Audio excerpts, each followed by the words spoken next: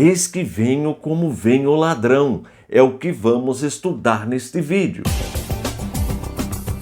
Seja bem-vindo ao nosso canal e se você ainda não é inscrito, faça a sua inscrição e dá um toque no sininho. Assim, sempre quando eu disponibilizo um novo vídeo, você já é avisado.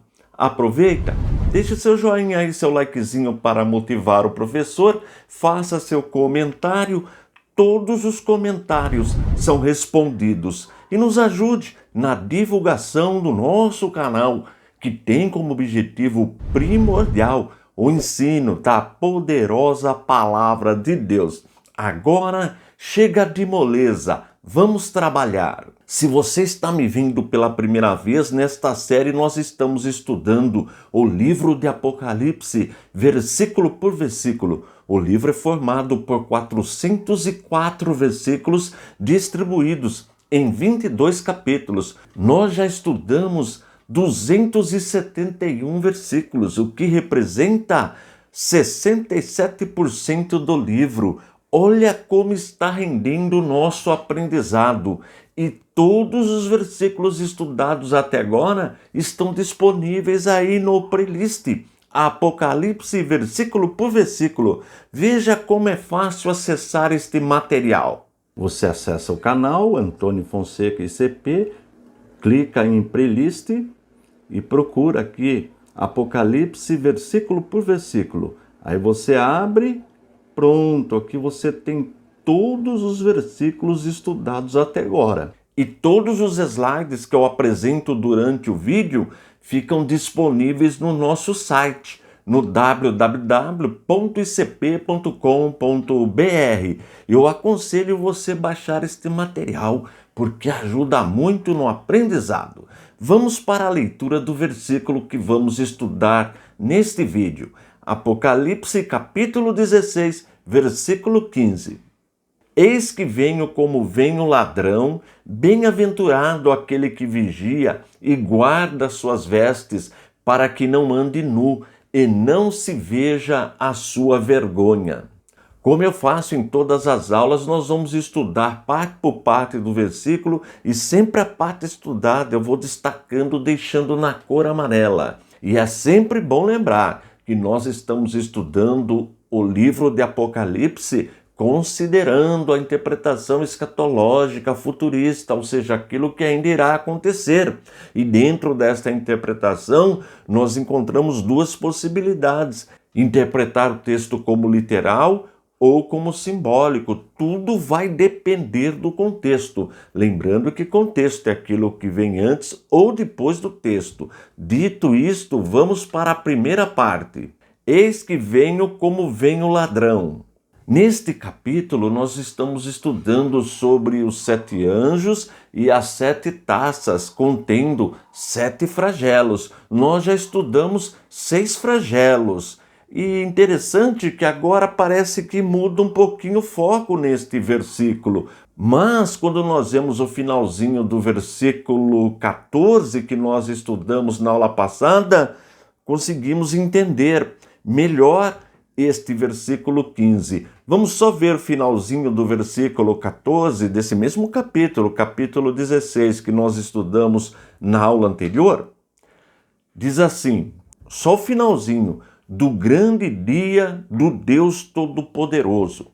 Quem é o Deus Todo-Poderoso? É o Deus que nós servimos, o Deus da Bíblia. E sempre é bom lembrar que nós cremos na doutrina da Santíssima Trindade.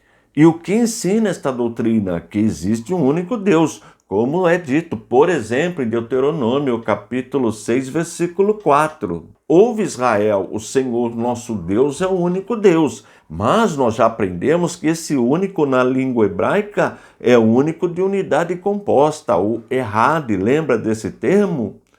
Pronunciado na língua hebraica como errad, porque o único de unidade absoluta é o Yahid. Tudo isso nós já estudamos e aprendemos também que a doutrina da Trindade ela não está explícita no Antigo Testamento, ela está implícita, mas ela torna-se explícita no Novo Testamento. Aí tomamos alguns textos para provar isto, como por exemplo, Filipenses capítulo 2, versículo 11, diz no final do texto, para a glória de Deus Pai.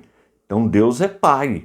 Mas na primeira carta que João escreveu, capítulo 5, versículo 20, nós também já aprendemos que o verdadeiro Deus é Jesus Cristo.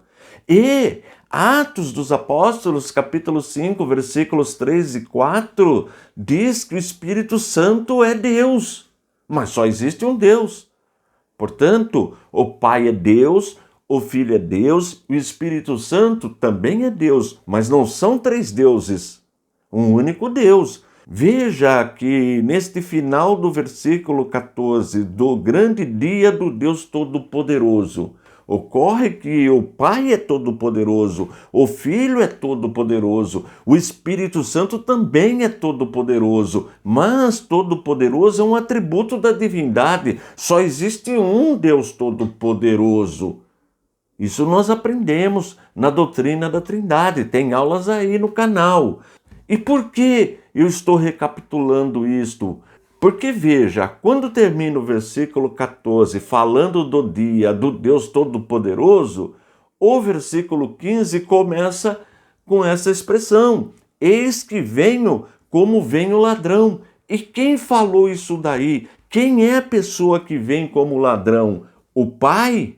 O Espírito Santo? Não, o Filho. Portanto, o Filho também é todo-poderoso. Para nós que aceitamos, que cremos nesta doutrina da Trindade, não há problema algum. Mas para aqueles que negam esta doutrina, tem dificuldade neste versículo. E como eu sei que aí está falando de Jesus? Observe, Mateus capítulo 24, versículo 43. Porém, considerem isto, se o pai de família soubesse a que hora viria o ladrão, vigiaria e não deixaria que a sua casa fosse arrombada. Jesus está falando da sua vinda, porque ele está falando da vinda do Filho do Homem, que é Jesus. Observe que Lucas repete também esse texto no capítulo 12, versículo 39. Porém, considerem isto, se o pai de família soubesse a que hora viria o ladrão, não deixaria que a sua casa fosse arrombada. Se você ver o contexto, Jesus está falando da sua vinda, vinda do Filho do Homem. Portanto, Lucas fez o mesmo registro que Mateus fez. Agora observe a primeira carta que Paulo escreveu aos Tessalonicenses, capítulo 5, versículo 2.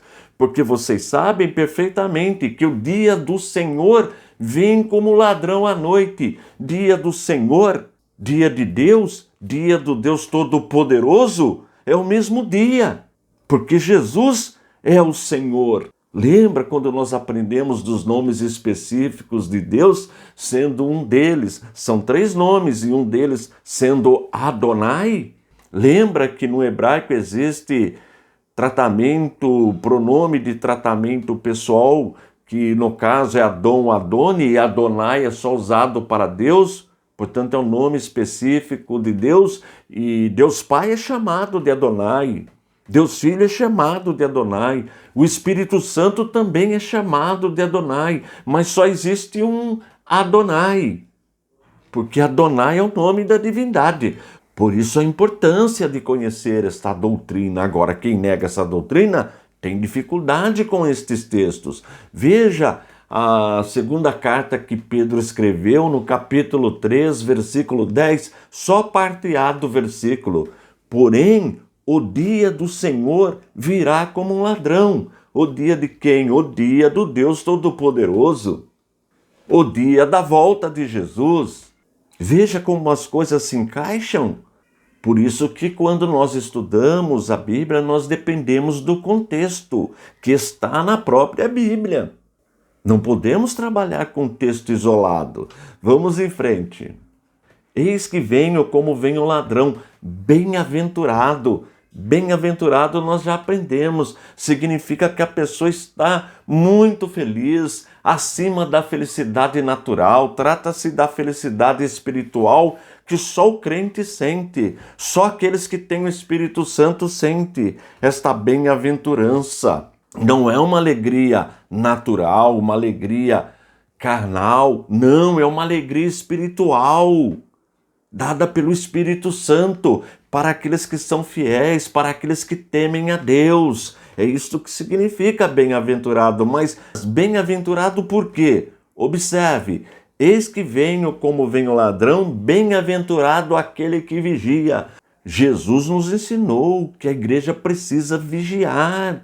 E quando Jesus fala sobre vigiar, fala também da sua vinda, porque nós não sabemos a hora nem o dia, em que momento acontecerá a vinda de Jesus. Por isso que a igreja precisa vigiar, lembrando que a igreja somos nós, todos aqueles que foram impactados pela palavra de Deus, que foram convencidos pelo Espírito Santo, que são pecadores e que aceitaram o plano de salvação providenciado por Deus. E que plano é este? Que Jesus morreu na cruz para nos salvar, verteu o seu sangue santo para nos redimir, para nos justificar. Olha aí a graça que nos atingiu. Por isso que somos bem-aventurados. E nesse caso, bem-aventurado é aquele que vigia. Mas para vigiar, precisa conhecer a palavra de Deus, precisa conhecer as profecias, precisa estudar o livro de Apocalipse. Tenho dito aqui quase em todas as aulas, o livro de Apocalipse é um livro super atual, precisa ser estudado nas igrejas. Vamos em frente. Eis que venho como vem o ladrão, bem-aventurado aquele que vigia e guarda as suas vestes. Vestes no sentido simbólico, aí está falando da nossa vida espiritual. O mundo está despido, o mundo está nas trevas, o mundo jaz no maligno. Mas a igreja não, a igreja está vestida, a igreja recebeu roupas novas de Jesus. O crente, ele está vestido, ele está coberto com o sangue de Jesus, ele está protegido. O crente não está nu. Observe a conclusão do versículo: eis que venho como vem o ladrão, bem-aventurado aquele que vigia e guarda as suas vestes, para que não ande nu e não se veja a sua vergonha. As pessoas que não têm compromisso com Deus, que não temem a Deus, estas pessoas estão nuas. Agora a igreja não está nua, a igreja está vestida com a palavra de Deus. A igreja é a única que consegue entender o livro de Apocalipse, porque na igreja habita o Espírito Santo. E esta vergonha é a vergonha eterna, é o destino de todos aqueles que não temem a Deus. Voltando para o nosso contexto, não se esqueça que se trata da grande tribulação, que as pessoas receberão a marca da besta, as pessoas estarão a serviço do anticristo de Satanás, mas a igreja não. A igreja está vigilante, a igreja está atenta, independente de achar que Jesus vem antes da grande tribulação, no meio ou depois. Isso pouco importa para nós. O que importa é que a igreja está vestida, está vigilante e está aguardando o retorno de Jesus, a volta de Jesus. É isto que o versículo está nos ensinando.